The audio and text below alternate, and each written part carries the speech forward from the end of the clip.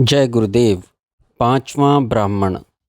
पिता ने जो 7 अन्न मेधा, बुद्धि और तप से उत्पन्न किए वे इस प्रकार हैं। एक अन्न साधारण है जो देवताओं के लिए है और 3 आत्मा के हैं और एक अन्न उसने पशुओं को दिया। उस अंतिम पर ही जो प्राणी हैं या जो प्राणी नहीं हैं सब कुछ प्रतिष्ठित है। ये अन्न कभी समाप्त नहीं होते। उनके अक्षय होने का कारण क्या है? जो इस अक्षयपन को जानता है वह प्रतीक रूप होकर खाता है और देवताओं को भी देता है एवं दीर्घ काल तक जीता है। यहाँ देवताओं का अर्थ इंद्रियां हैं और मुख उनके लिए उनका प्रतीक बनकर खाता है। जो 7 अन्न जगत पिता ने मेधा एवं तप से उत्पन्न किए वे मेधा अर्थात ज्ञान और तप अर्थात मेहनत से उत्पन्न किए हैं। जो खाया जाता है एक साधारण अन्न है। जो इसकी उपासना करते हैं वे पापों से नहीं छूट सकते, क्योंकि यह अन्न पाप और पुण्य से मिश्रित होता है। देवताओं के 2 अन्न हैं, हुतम और प्रहुतम, इसलिए हवन किया जाता है और ये दोनों अन्न दर्श और पूर्ण मास कहे जाते हैं। इसलिए इनको सकाम बुद्धि से ना करें। पशुओं को जो दिया गया है वह अन्न दूध है। मनुष्य एवं पशु पहले दूध पर ही जीते हैं, अतः बच्चा होने पर स्तन पिलाते हैं या घृत चटाते हैं। सब पशुओं के शिशु दूध के आश्रित रहते हैं।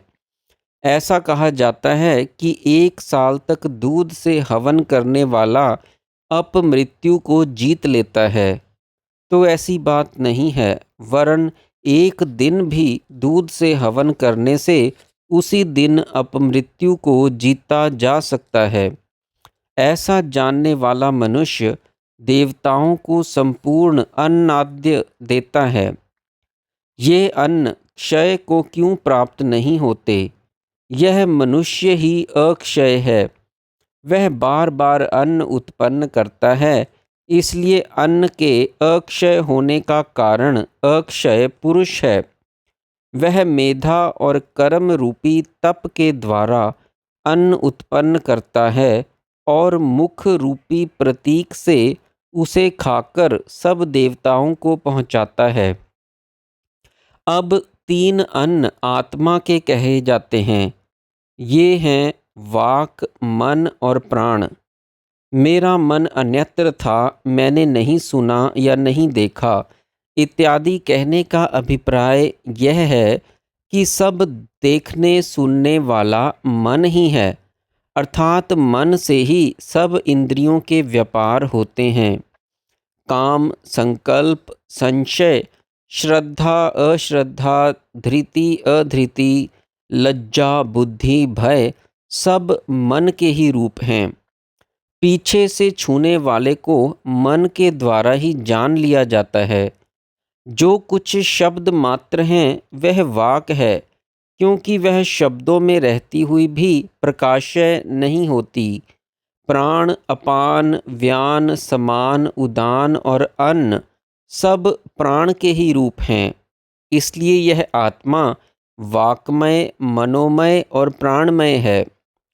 लोकों में वाक यह लोक, मन अंतरिक्ष और प्राण द्यौ है। वेदों में वाक ऋक, मन यजुर और प्राण साम है।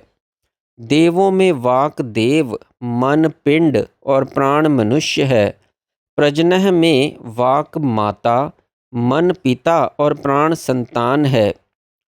विज्ञात, विजिज्ञास्य और अविज्ञात में इन सब का समावेश है। विज्ञात जो कुछ है वह सब वाक का रूप है। वाक ही विज्ञाता है। वाक विज्ञात होकर विज्ञाता की रक्षा करता है।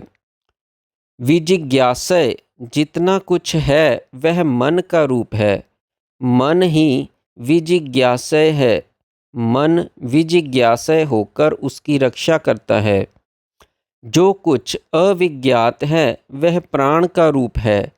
प्राण अविज्ञात है, प्राण अविज्ञात रहकर उसकी रक्षा करता है।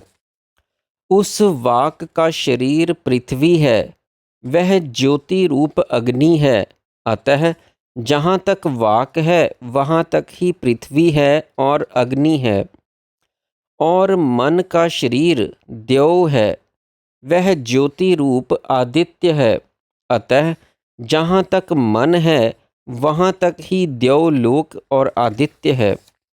इन दोनों से प्राण की उत्पत्ति होती है। वह सब इंद्र है और असपतन है।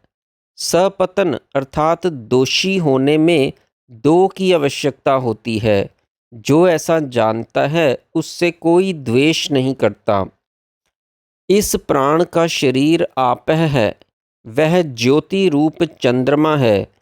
ये सब समान और अनंत हैं, क्योंकि जहाँ तक चंद्रमा है और आपह है वहाँ तक प्राण है।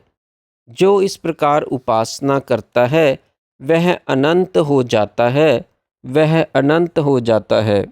जय गुरुदेव।